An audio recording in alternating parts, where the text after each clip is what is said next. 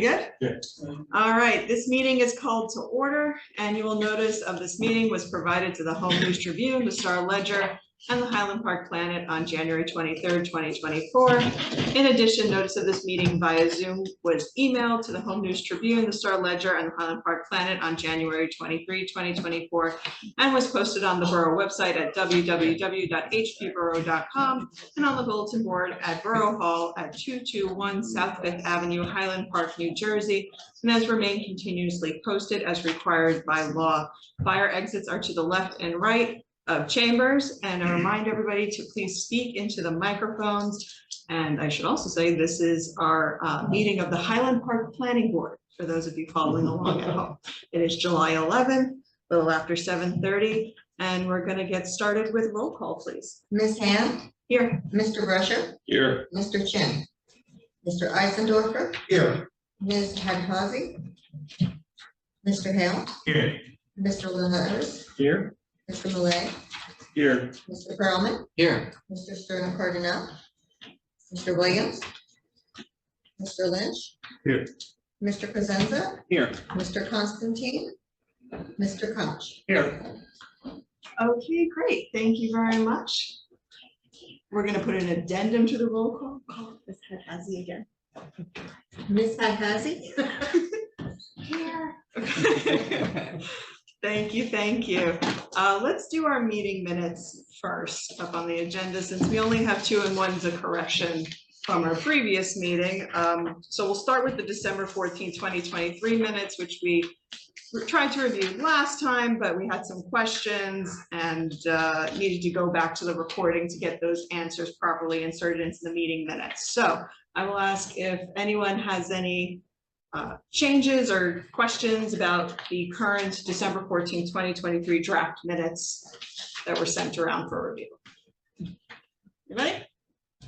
All right, seeing none, I'll solicit a motion to approve the minutes. So moved. Second. Motion and second. We do roll call or voice vote? I always forget. Voice vote's all right for this? All right then, all in favor of approving the December 14, 2023 minutes, say aye. Aye.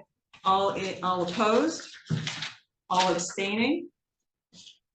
Oh, you know what? I'm going to change my vote to abstaining because I forgot I was not at that meeting. I just read the minutes. So with that, the motion passes. So we'll then go to our April 11th, 2024 meeting minutes that were sent around for review. Any comments or changes by the board? I think that I was here because I'm marked as absent, but then I apparently voted yes in a roll call. Well, so I'm pretty sure that I was here. That's a good correction there. Yeah. All right, so correcting that Matthew Hale was present, not absent, at the April 11, 2024 meeting. Anyone else? Okay. Seeing none, I'll solicit a motion to accept the meeting minutes subject to the modification of Matt having been present at the meeting. Anyone want to make that motion? I moved. Second. All right, all in favor? Aye. All opposed? All abstaining? I'm abstaining. That's Stephen Eisdorfer abstain. Okay, very good. Motion passes. And that'll take us to our next and realistically last item on the agenda. We have sent to us an ordinance from Town Council, ordinance number 24-2087, an ordinance by the Borough of Highland Park, Middlesex County, New Jersey, amending Chapter 230, Land Development concerning signage regulations and other design standards. We're being asked for a consistency review, meaning we as a board are to determine if this ordinance as amended is not inconsistent with our town's master plan. So with that, I'll turn this over to Chris for a presentation on the ordinance changes. So I don't have a presentation per se to be shared on the screen, so let's do some talking points. I'll try to be brief since there's a lot to go over and what's changed, but in the grand scheme of things, we want to say at a high level, this is mainly housekeeping, consolidation, and streamlining. And I'll get into a little bit more detail of that. So, but a lot of the regulations in the current ordinance regarding signage remains the same, just simply being moved around, and in some cases being revised as a part of a review of the design, which is really to make it easier to do business in Highland Park. After all, one of the goals is not just focus on redevelopment, but also how to deal with the little guy who owns a business and wants to do something in town that does not need to go through redevelopment. So the impetus of this project was through the Woodbridge Avenue District Neighborhood Preservation Program. As you recall, 2021, October, I believe, Highland Park was selected to participate in the NPP program through a competitive grant process. So Highland Park was selected. As part of that, the borough receives about $125,000 each year for 5 years for various planning and implementation projects related to making improvements to the Woodbridge Avenue corridor, which is an area essentially defined as the entire length of Woodbridge Avenue from South 6 to the Edison border, both sides of the street of Woodbridge Avenue and south towards Aurora as well as Bennett Street. So the whole neighborhood cluster focused on the south side of Woodbridge Avenue. And also includes the businesses on Woodbridge Avenue. As part of the planning for how to spend the money that we're receiving from the state, we have to come up with a program of each year, and we can update it each year as we pass through what we're doing to help with the businesses and the residents in that district, and we have to come up with a plan per se, and it can be changed. As part of year 2 of that plan, which is last year, 2023, we included a task or project, a small project, called Revamp Business Signage and Design Standards. It's my understanding when Terry and Emma spoke to the state that can we do this that also benefits the entire town? Because the signage regulations obviously don't apply to just Woodbridge Avenue. Obviously what we're doing here will benefit Woodbridge Avenue, but the idea was we might as well use this as an opportunity to take a look at the whole thing. I think that was my recommendation to really do a holistic approach. Is the opportunity to do so, might as well take the chance to do so, really make some improvements to the signage ordinance. And that's sort of idealistic version of trying to fix everything. And that's sort of my, I guess you could say my expertise is to do like a zoning audit.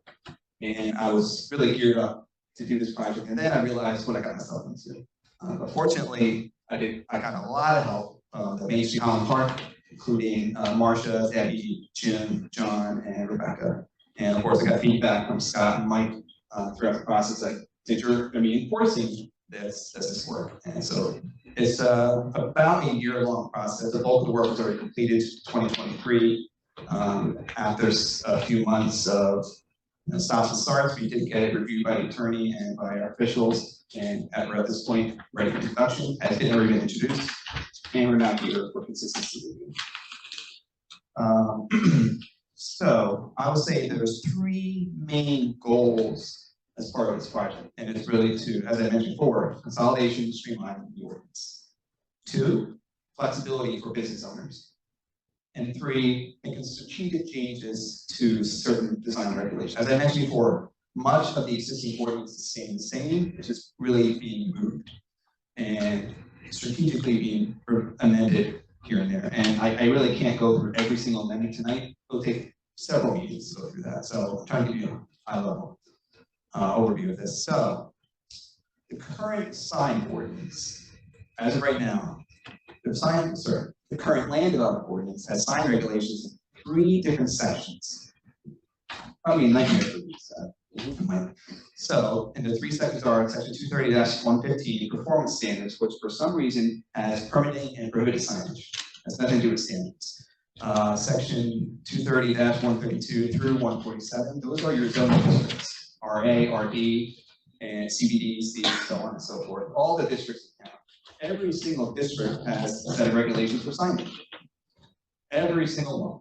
And several of them are record districts because a few of the multi-family districts have the same regulations. I won't call it a copy paste, but they are essentially the same language. A lot of repetition and sometimes difficult to find. 230-158. Going back to design standards, and these include, say, preferred materials compatibility, et cetera, et cetera. Those are real design standards. When I talk about section 115 and 158, there are 2 different areas of the ordinance, and they fall under design standards, but 132 and 147 are the zoning requirements. So meaning that if you want a relief from the sign regulations, you need a bulk variance. So keep that in mind, that's a key change. So again, 3 sections of the land development ordinance, all spread out as different signage regulations. They don't conflict with each other, they're just in different areas. Makes it difficult for the lay person to find regulations. So this, obviously, the first effort was to consolidate to one section. And when you decided to move it into section 130-115, which is under design standards, the reason I made that recommendation and found acceptable to the town council, this was because, as I mentioned, if a signage regulation is under zoning, you need a bulk variance. You have to come to the board for site plan and C variance to get removed. When we move into design standards, performance standards, or what have you, development standards, you require what's called an exception. It's a little bit different than bulk variance. There's still a burden, except as opposed to proven and positive and negative criteria, there's a different, some say easier path to getting relief, and it could be strictly a site plan.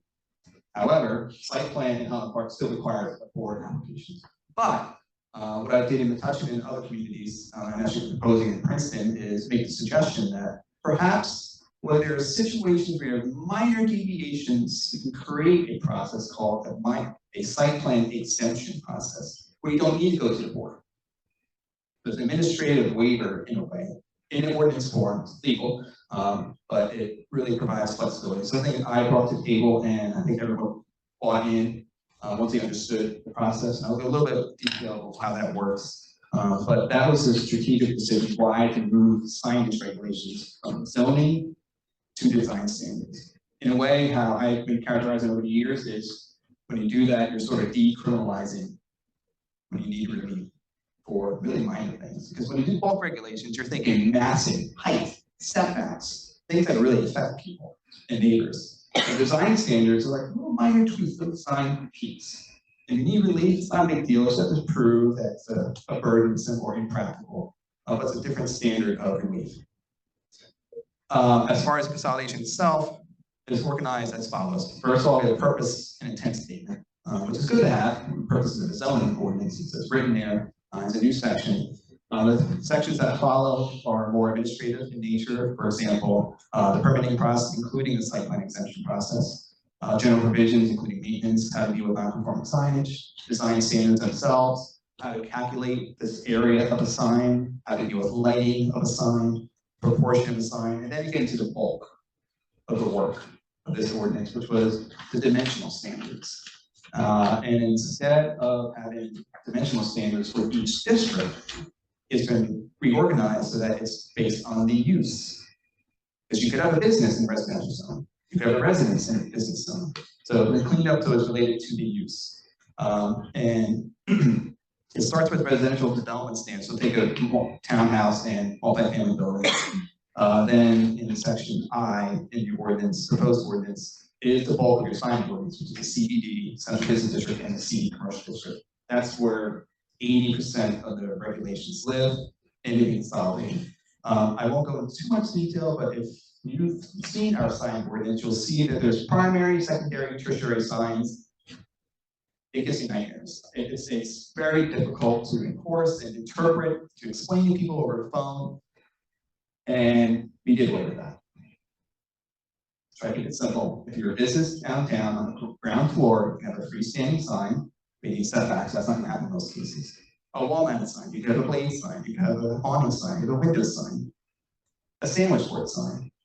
And if you're on a corner lot, or you face a parking lot, or if you're a barbershop, or if you're a restaurant, you have additional signs in certain situations. So we're trying to clean it up so it's much, much more easier to read and interpret, enforced by staff and for any lay person, business owner, property owner, Main Street Highland Park to really understand. There's, I believe there in the existing ordinance, there's a couple matrices, like matrix saying yes, no, yes, no. I still can't figure out what it means. So those are being deleted and it's being replaced with effectively a spreadsheet explaining what the regulations are for mainly the downtown businesses. So it's easier to read. So the freestanding sign, the area is X, the height is Y, all in one chart. So in a perfect world, the entire sign ordinance simplified into one sheet of paper. And that was the goal, to create that matrix for, mainly for the downtown area, CBD, and the C zones. So that's to me, a big accomplishment.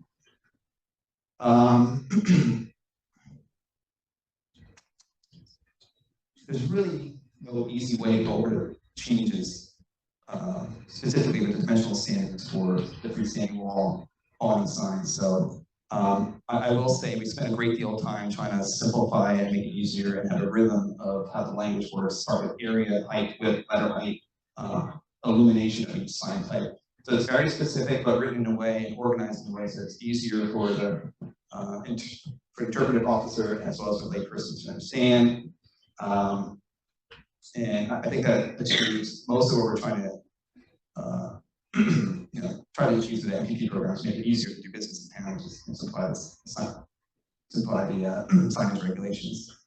As far as the site plan exemption process, so I'll just be brief on that one. So when you have a sign proposal that seeks minor relief, let's say you have a 4 square foot sign, the regulations that we have in place proposed offer the suggestion that if you have a minor deviation, say 25% over on the area, 25% over on the height, you can request a site plan exemption. That's a process where you basically submit a permit, the same information you need for a regular zoning permit, but it's shared with different parties. It's going to be shared with the chairperson of the planning board, and you'll be a member of this committee to review this minor deviation.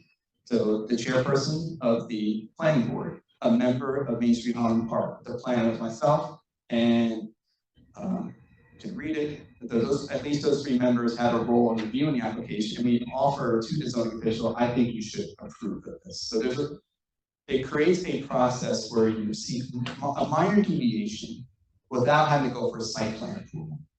That doesn't mean everything can just be done through the zoning office and zone control. Again, these are just minor deviations.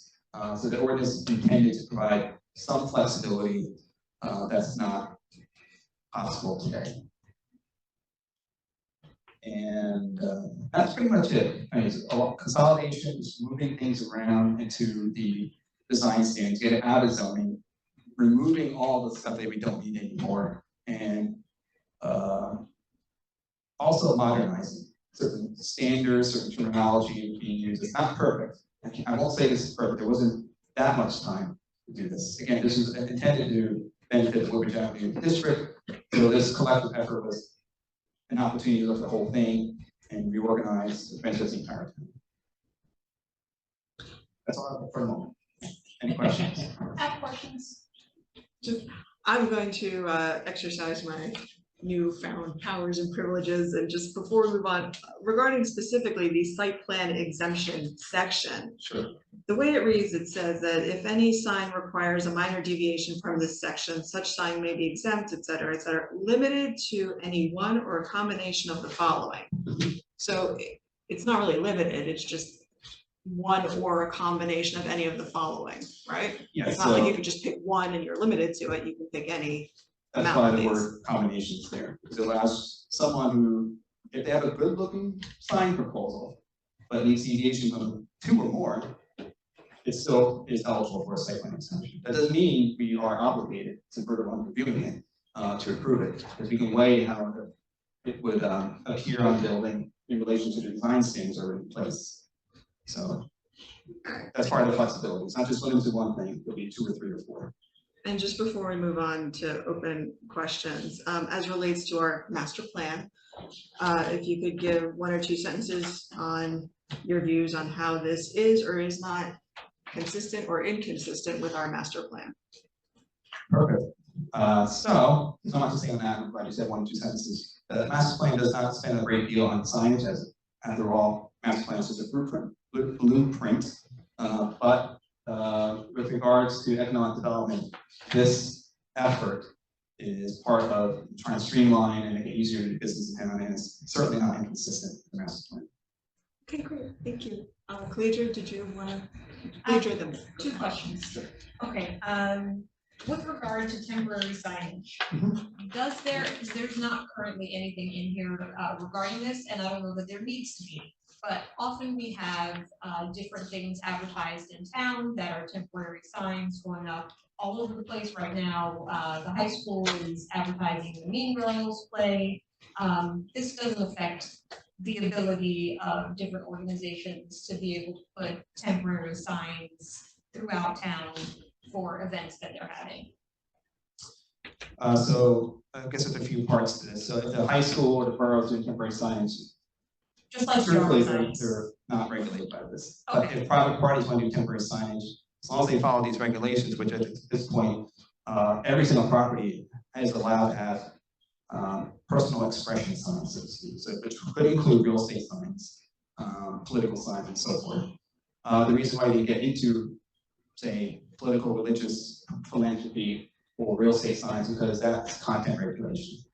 As part of this effort, working with the town, the borough attorney with this ordinance, like, well, since we're touching this, we kind of have to clean it up because there was quite a bit of content regulation in the existing ordinance. So we try to eliminate that streamline. That's why you don't see the words real estate, philanthropy, special events. So there are provisions in the ordinance that do allow for temporary signage in several different ways. But there's a restriction on number and size. It doesn't matter what the content is, which is why it's content neutral now, which is great. Which is consistent with the Supreme Court ruling in 2016, Reed versus Gilbert. I think to that point, they are permitted in windows and in yard areas in certain sizes, but it still can't be in a public right of way. Okay. And which is a rule, I believe, in place now, and almost all communities have restrictions on placing signs in the right of way, unless, of course, it's a street sign or official sign. And the second question that I have is regarding the prohibited signs. P2, which prohibits signs that are interactive or display animation, scrolling, flashing, or intermittent text, graphics, or lights. What was the reasoning behind including that here? So P2, you'll notice that the portions of the existing language already exist in the ordinance. As part of making the amendments to make this more modern, the idea is that this is part of achieving one of the intended purposes of that is to regulate the display of signs, which includes public safety. Flashing signs can be distracting, and most communities, almost all communities have sign regulation prohibiting those types of signs, flashing or animated fixtures. So it was already in the ordinance, and we kept it, just sort of redid some of the language, but it still has the intent of regulating that type of action. I was just gonna go back a little bit. When we first started the NPP process, we put a stakeholder group together. Collegiate was on it for a bit, and we went to the group and we talked to them about, here are some of the things that we could do. Here are some, and we gave a laundry list. We had the people from MPP come, we had people from the county come saying, here's a variety of things. One of those is facade grants, sign grants, and all of that. And the group said, I don't want sign grants, I want to figure out how to do signs, right? They said, there was at least 2 people who said, I would love to have a new sign, I would want, but every time I go in, I can't even figure out how to start the process, right? And so part of the initiative of this was driven by the MPP folks who were saying, you know, I just don't get it. And so I give up. I don't want to do this anymore because it was too complicated for me. So I think that's important, is that there was a very clear sense from businesses that what we had was not working for them. And they, some of the MPP folks, but then also the Main Street Highland Park folks really did, as Chris said, dig into this and try and use their experience in Main Street to sort of help Chris come up with the processes of this. And so the Main Street Highland Park and some of the folks on MPP, I think we're a big part of sort of pushing this and making this happen, but then also giving sort of practical ways of making it work.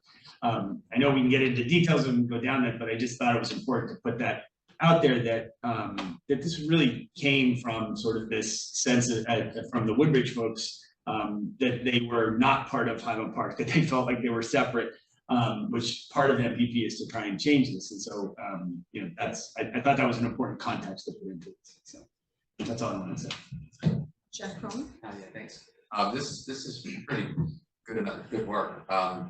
In my prior life, I had to sign zoning permits for signs in Hillsborough, and I had to deal with something like this. This is, whoever the zoning official is, I don't envy that person. I did that job. But so specifically to the ordinance, couple questions. So in terms of the exemption, which, you know, I think unconstitutional in a sense, something about relative to the standard of 25 threshold of 25%, it's listed a fair amount in the ordinance. Can you take me through like an example of what that might look like in the real world? Because then if I look to wall mounted signs, one of the sections says that you know, in terms of the, you know, related to the percent of the facade, that no wall mounted sign shall be greater than 48 square feet in area. So 25% would be as much as 60 square feet. A sign could be as large as 60 square feet without coming to the board. Do we have signs that are in town that are 60 square feet? What does 60 square feet look like? You know, I would just, you know, I would really want to walk through an example of what that would look like. The other thing would be on the height. You know, presumably a sign won't protrude above a parapet wall or above the roof. But theoretically, you could get an application where the sign height is moved and is at flush with or even higher than the roof line of the building. I think that would detract from good urban design. So I just want to talk me through some of the, like, how those things would be adjudicated, like, because you can create a whole bunch of confusion as to that, even that piece, you know, you can mire down that. So maybe take me through a couple of examples. Well, I think generally speaking, as a prior zoning official for Metuchen, you don't advertise, hey, we got this exemption process, just cheat the code a little bit. But when someone asks to do something and has certain size requirements and it complies with the code, that's great. But if they're off a little bit because of certain features of the building, that's the opportunity to talk about, well, if you want to do that, you could. Let me walk you through the process. So it's more of a process improvement than it is to simply allow someone to go from 48 to 60 square feet. That's not the intent. It could be allowed. There's still a standard that needs to be met. We still have to review and approve it. That doesn't guarantee its approval. As far as giving an example of 60 square feet, I really can't, other than perhaps super fresh. But if you think about it, that is relative to the entire facade. When we modified or made suggested amendments to the wall mounted ordinance, the ordinance regulating wall mounted signs for business on the ground floor in the CPD C zone, they are restricted to about 24 square feet. But if you have a long or large building, you can go larger up to 48 square feet. So I just want to get clear. Not everybody gets 48 square feet. It's 24 is the starting point. In certain situations, if the building is larger, it can get up to 48 square feet. As far as the 25% relative to, say, creeping over the top of the wall. So I believe, if I'm not mistaken, the site plan extension process allows for deviations related to one additional sign in addition to what's already permitted. Any sign with an area not greater than 25% of the area, any sign with a height not greater than the maximum height, any sign with the width not greater than 25% of the width. So those are talking about if something is 6 feet wide and you're proposing 7.5, that can go up. That's the maximum you can go up to and still seek a site plan extension. Anything higher than that requires site plan approval as traditional. This does not talk about where it's related in terms of the location. So if you want to creep above the top of the wall, that doesn't fall under the site plan extension. That would require site plan. And hopefully will be denied by the planning board. Thank you. Anyone else? I have a question. Well, Paul, I heard you first, so. Okay, real quick. So I guess it's under P2, the electronic signs. I guess we don't allow them, but there was an issue a few years ago that business owners said, well, they're allowed on the turnpike, but you can't have them in town, that kind of thing. And I don't remember the outcome other than if it were like the turnpike signs, where every minute it changed. I see. Yeah, that maybe that was gonna be possible. So that's a digital message Yeah, center, right. or electronic message center, EMC. That doesn't constitute being interactive or flashing. The image changes after so many seconds. There was discussion, well, should we have how many seconds it could change? Right. That's not the intent. I believe in under illumination standards, under section C, just a moment, sorry. Illumination signs under G, rather. Eternal illumination, electronic message center, EMC, digital video display, so think of a computer monitor or TV. Right. Or similar signs placed inside the window shall be permitted. So that type of sign is fine, but it still cannot be interactive or flashy. Very good. And just real quick, maybe Matt knows too. Does Main Street Highland Park still administer the grant program? I'll defer. So the Main Street administers the grant program on Main Street, but not on NPP. Right. It's a separate entity.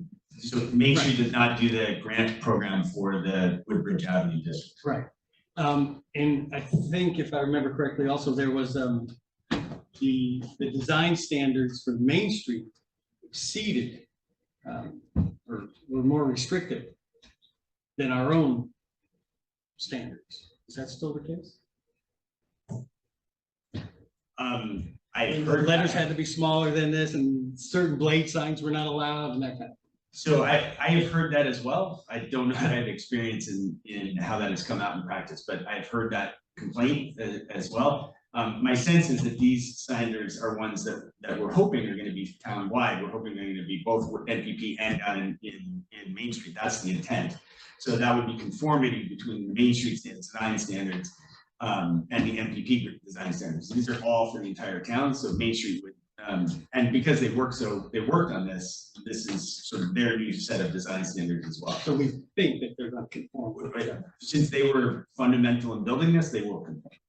Thanks. Stephen? So, a few questions.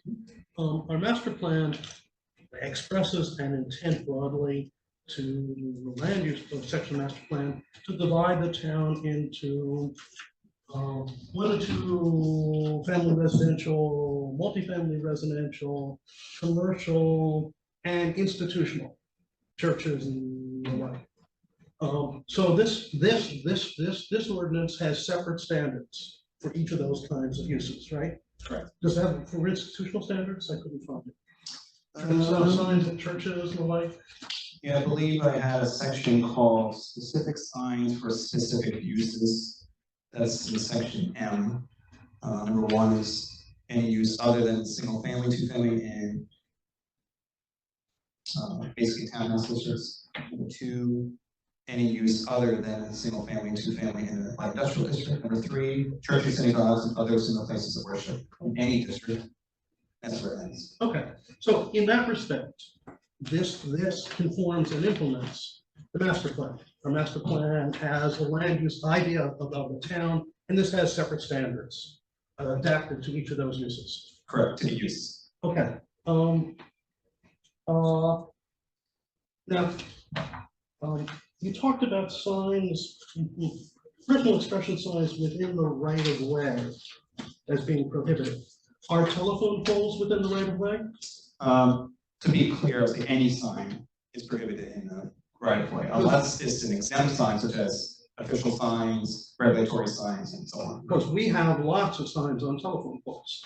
Are those prohibited? Are you referring to banner signs? No, we Or got just without signs my lost cat, my garage sale, the Mean Girls, which is not a school production, has signs on telephone poles.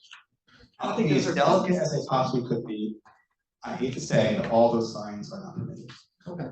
I will tell you that there is a history of discriminatory application of that standard in towns along near Lakewood to preclude errors. So one needs to be consistent in the administration. I won't name the town that we documented that suddenly things on telephone poles became prohibited in a way that invited the Justice Department to sue that person. So, if they are prohibited, and that's fine with me, if this is a place where we need to be consistent, because inconsistency, I guarantee you, will lead to problems down the road. Yeah, all I'll offer is that if there's an attempt to put a sign on a telephone pole and that telephone pole is in public right away, yes, it should not be there. However, it doesn't mean it can't be on private property. Right, I'm just saying, if I walk around the town, there are things stapled up on telephone poles on every corner.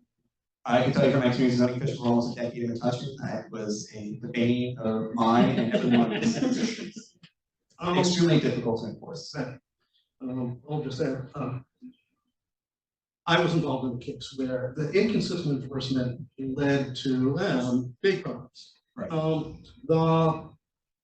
The standard for exemptions.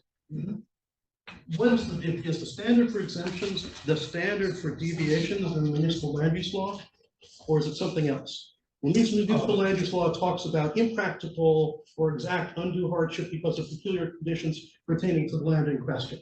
That's when an exception is required from my site plan approval in front of the planning board. Right, so what is the standard for exemptions? In essence, is the same type of standard for when review for a planning board consists of compatibility relative to the design standards that follow. So it's not the same level standard. No. When the planning board reviews the site plan, it Right. lays it down on top of the site plan. Correct. It doesn't have discretion. Sorry, but when there's an exception requested, then there's discussion, basically a negotiation about. Yeah, but I want to know what the standard is. I'm troubled that this seems standardless, and I listen to you, and the standard sounds like an aesthetic standard. Does it look good? And that is a particularly troubling kind of standard because it is subjective. And I'm concerned about standardless view where our real intention is that there should be this kind of subjective standard that depends upon the subjective predisposition of the zoning official. So I would like to see a sharper standard that doesn't create problems in terms of people saying, oh, the guy didn't like my stuff, so he found a subjective reason to turn it down. That just seems to me problematic, and the history of the land use law is to try and get away from that stuff. Right. To that point, I respect your opinion on that, and it's valid. Whether it's a conforming sign, a sign requesting a site plan extension, or a sign requesting a deviation from the planning board through exception, they have to follow the standards. And the way that proposal against the standards that are put in place, for example, compatibility with accessibility, materiality, and so forth. So all those things are weighed no matter what the sign type is. And with respect to the reviewer, that's why, for example, this is not just subject to the zoning official's interpretations. Like, I don't like it. Like, I agree. You do not want to do that. That's patently illegal. So that's why there's other parties involved. For example, the chairperson of the planning board, Main Street Holland Park, which has their own views of, especially when it relates to grant funding as well, and the plan myself. So we view it together, and it's essentially a compromise, similar to how the planning board makes a determination whether. Well, let me ask you about that, because actually that's a troubling provision for me. I read this as saying that they are advisory. Correct. And therefore, we're not outsourcing decision-making to some non-governmental official. Right. Okay, so they provide advice. Advice. But ultimately, it's a zoning. It's a zoning board official's call. Yes. You made reference to other standards. Point me to where those other standards are. It's the same standards that exist in the current ordinance. Just move to section D. That page that follows. So these are the same standards that exist today in section 110, 230-158, just relocated to this location.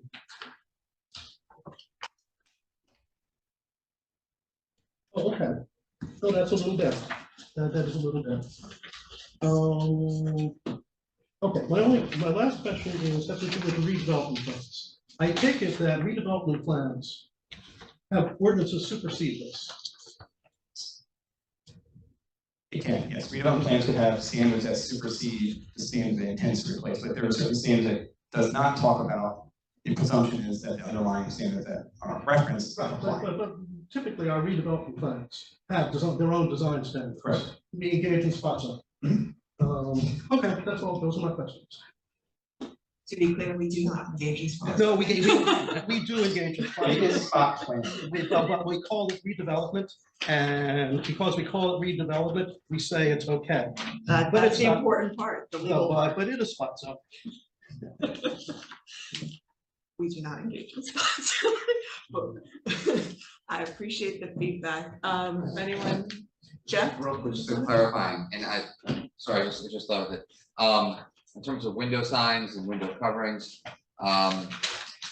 there are some superseding regulations, right? I mean, on cannabis, I mean, it looks like all the windows are covered, and that is not consistent with our sign ordinance, but it's state law, right? So like, if someone and that, just want to clarify that, like, those, like notwithstanding other provisions in the law, like we can regulate those things, and if the state has a regulation, we honor the state's regulation, right? Yes. First of all, that is a fantastic question, because that's one of the last things we discussed with the borough attorney to ensure that we didn't have a conflict where, for example, the state says, no, you have to have the window covered, but our ordinance says it must be at least 60% open, whatever it says. So let me just pull up that section. I believe I may have missed it when you, I believe it's at the end. okay. Bear with me. Storefront designs, did you review?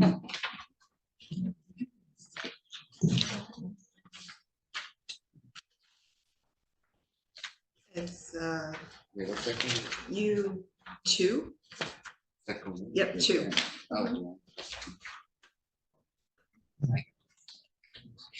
All right, so I recall we debated how to finesse the language 1 through 5. This is why we added number 6. These standards shall apply unless superseded by other local, state, or federal law. okay, there you go. Perfect.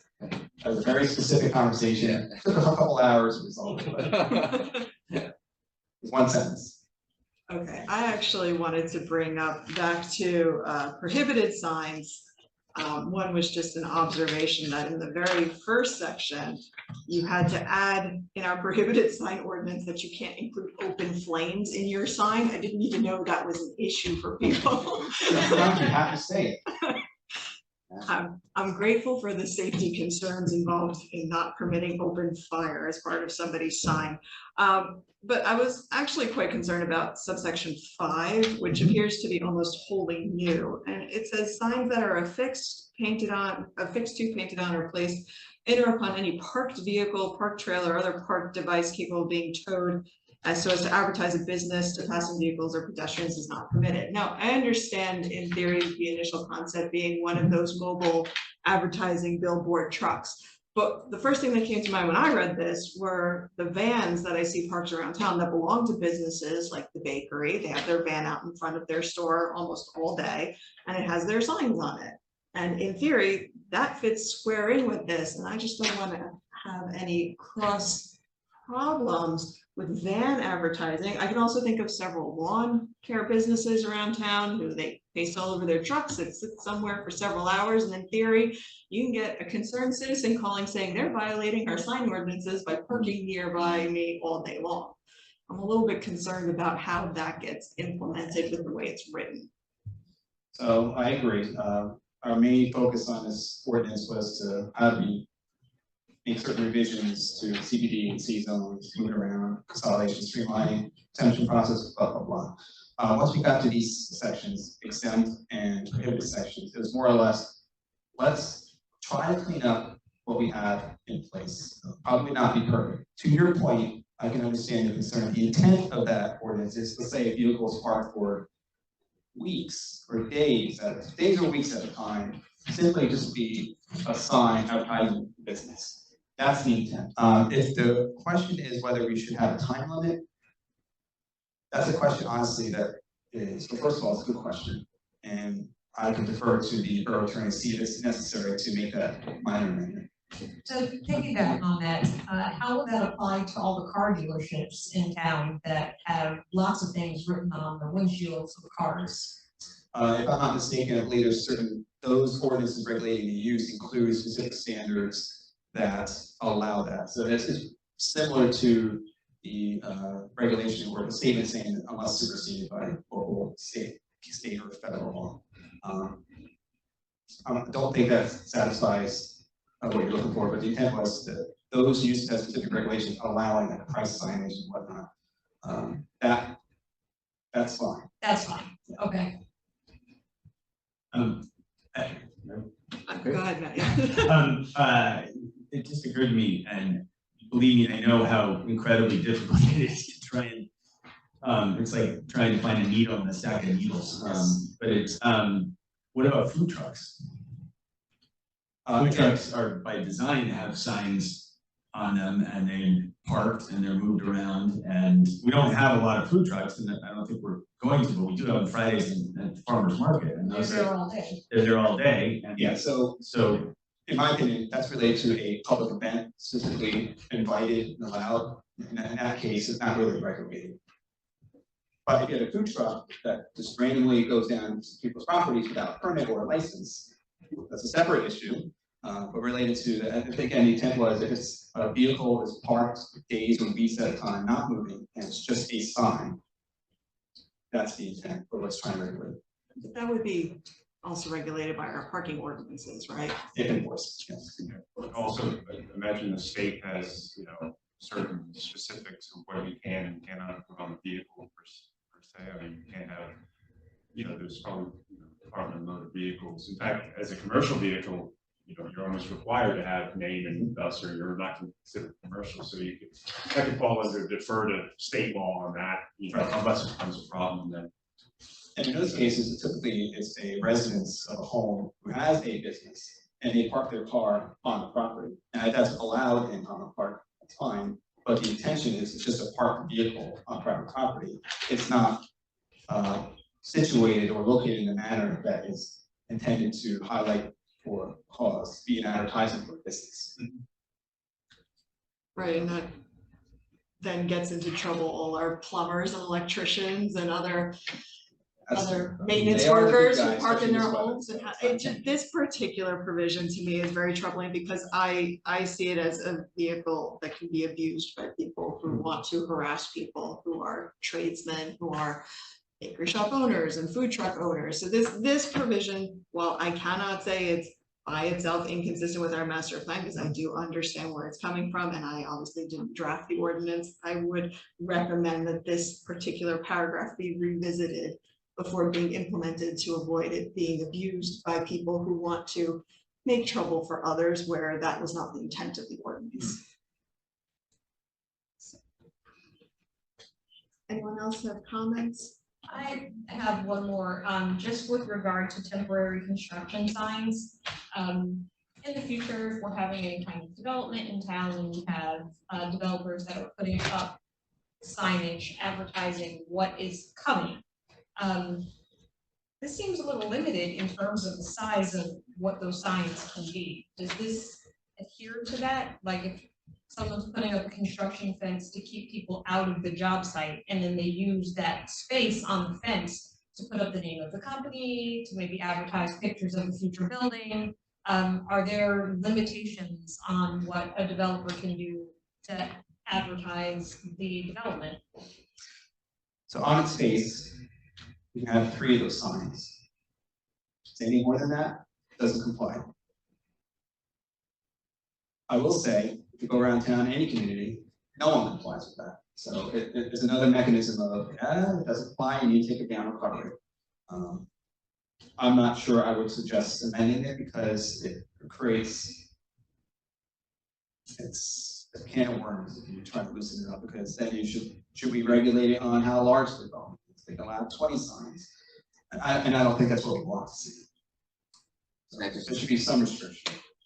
If that issue comes up, we could deal with it at site plan approval. We can ask the question Correct. about these signs. We can even suggest that, because I think, you know, that is pretty cool to see what's coming. Yeah. But we can recommend, Yes. but that would be done at site plan, and if we wanted to,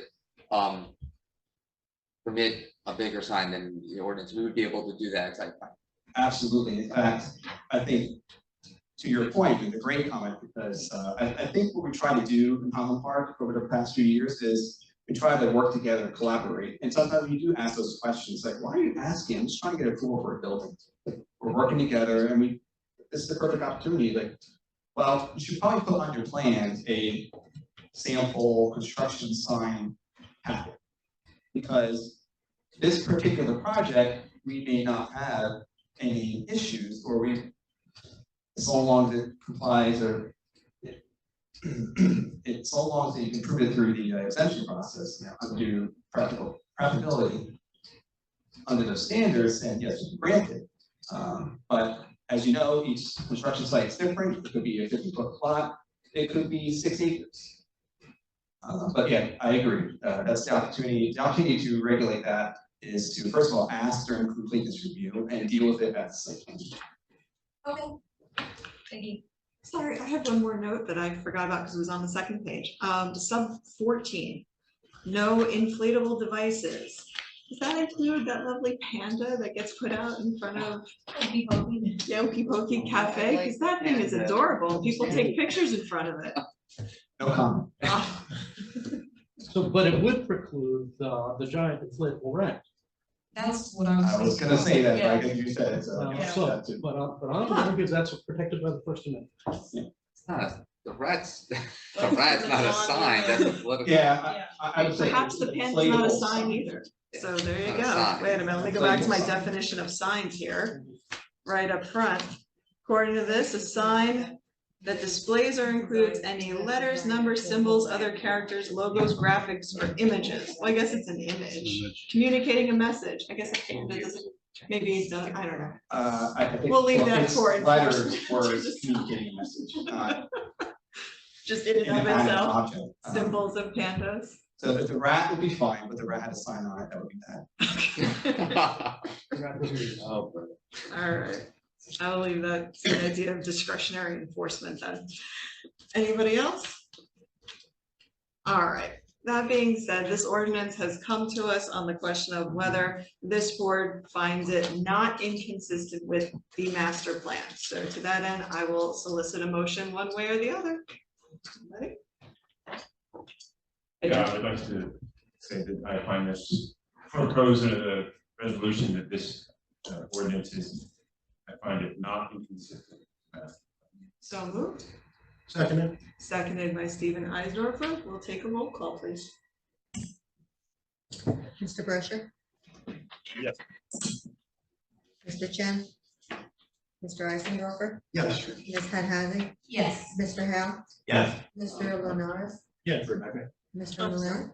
Oh, I'm sorry. Probably should redo the vote and open up for public comments. Oh my gosh, thank you so much. I do apologize. We're gonna Public. pull back on the vote, and that is my fault because as I open up our discussions for public comments, I'm going to observe there are no members of the public with us here tonight. Last chance. All right, I'm going to close the public portion, and then we can resume our voting on that matter. Thank you so much. Mr. Malay? Yes. Mr. Pearlman? Yes. Mr. Stone Cordero? Mr. Williams? Ms. Ham? Yes, with the strong recommendation that that paragraph number 5 be looked at. All right, so with that, I am actually going to open up the meeting once again to members of the public on any other matters that they may wish to be heard on. But seeing that nobody walked in the last 5 minutes or have been here all evening from the public, I will close the public portion of comments for our meeting. Is there anything else the board would like to discuss? Questions, updates? I just want to say, I think that this plan is really great in the fact that it's more use specific than context specific.